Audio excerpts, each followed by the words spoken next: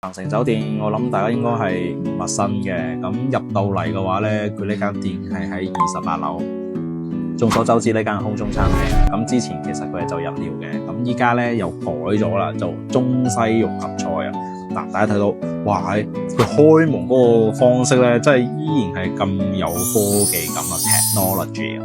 咁入到嚟之後咧，佢個環境裝修各方面咧，真係同以前係保持差唔多啊，真係更加乾淨咗啦。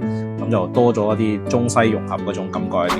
今日過嚟食嘅係呢一個套餐，咁多嘢食嘅情況下，300都唔使喎，有咁靚嘅環境，你睇下出邊嘅景色真係不得了。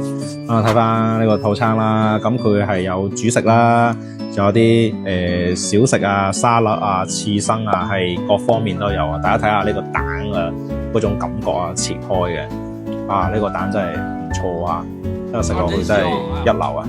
咁啊，試下呢個炒飯先啦，有炒飯，哇，正啊，好食啊！仲有個生蠔同埋呢個牛展，呢啲刺身各方面食落去都係唔錯嘅，即係可以。